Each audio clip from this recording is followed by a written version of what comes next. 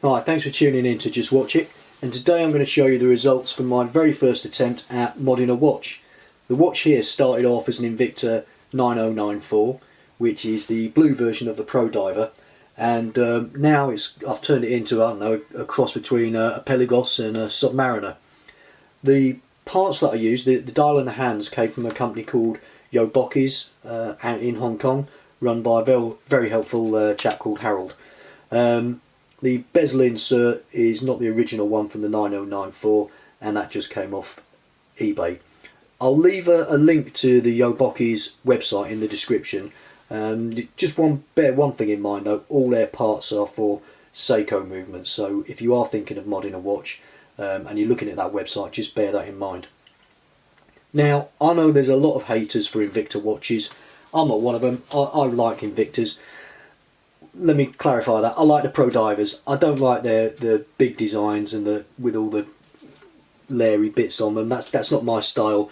And you know, I think their pricing strategy is a little bit questionable. I don't think anyone ever thinks that these things go for $700. But the Pro Divers are really good watches. The cases are very good bezel, and you know, they're powered by an NH35. So yeah, really good watches, and they're good watches then to mod from. And they've actually also released now the Invicta 1953, which is a homage to the first Rolex Submariner, and it's a really nice looking watch. I think they're really hard to get hold of, but keep your eye out for one of those, and I'll put a picture up and you can see what it looks like.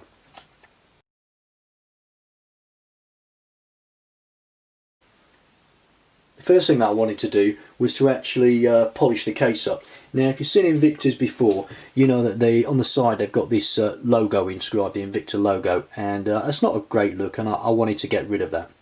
So, but before I could do that, I needed to take the movement out. Now, this isn't an instructional video on how to remove movements from watches. There's far better videos on YouTube who can show you how to do that. Needless to say though, it was pretty easy to do. So movement came out, and I just put it in this thing, which again I've got off eBay, which is just a small parts holder for watches.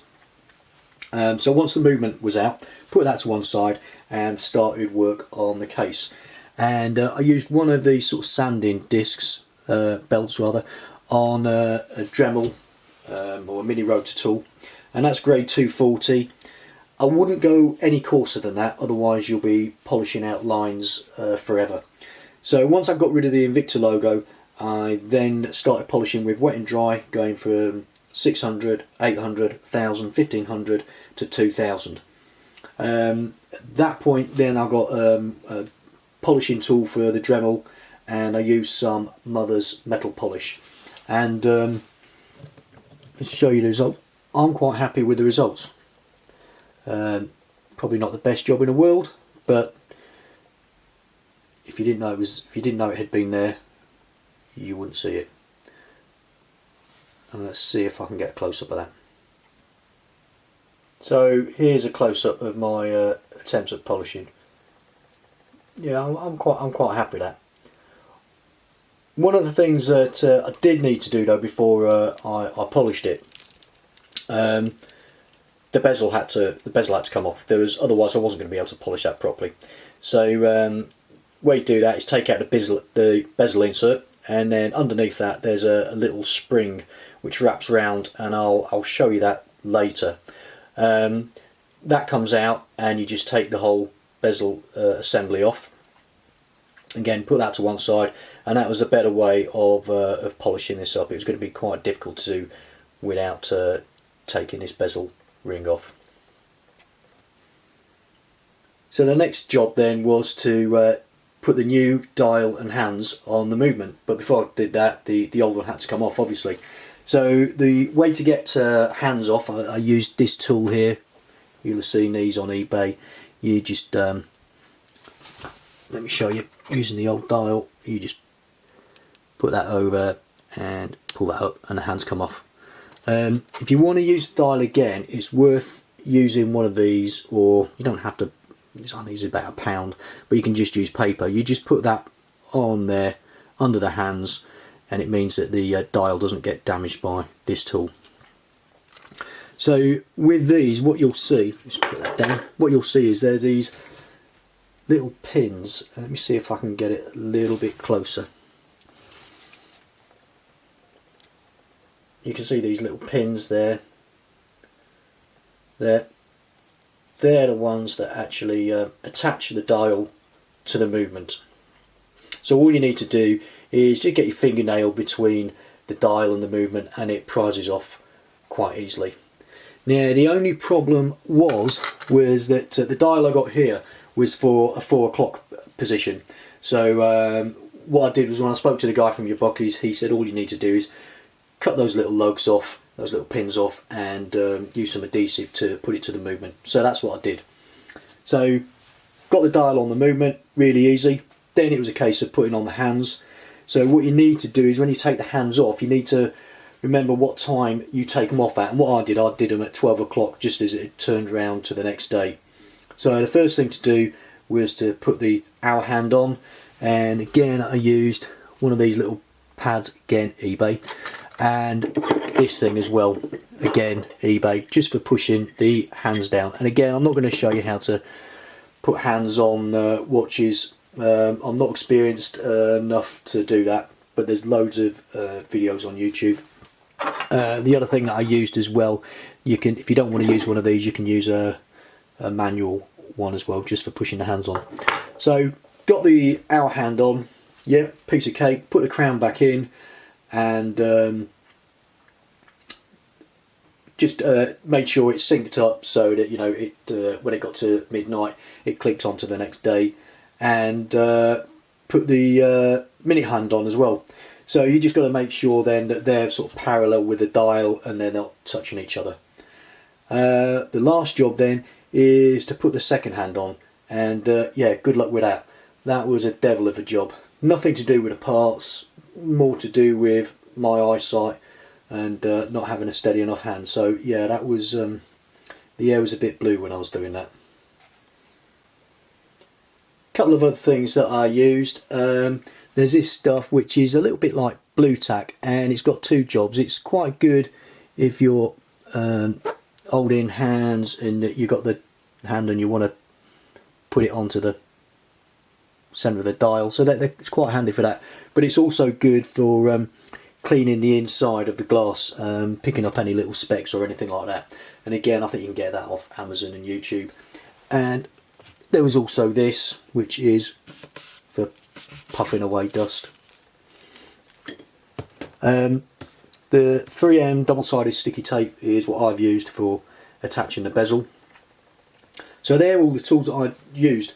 Not an awful lot. It wasn't the biggest job in the world.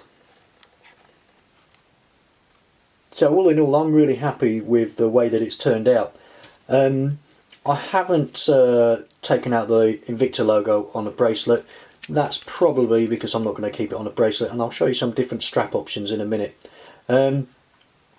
As you can see, it's a sterile dial, and I have been told by Yobokies that now they're doing this dial in a 3 o'clock position, so it'll actually be easier to attach to a movement. And they're doing it with a sort of a little logo, which is a sort of a Tudor rose design. But say they didn't have that option when I purchased it.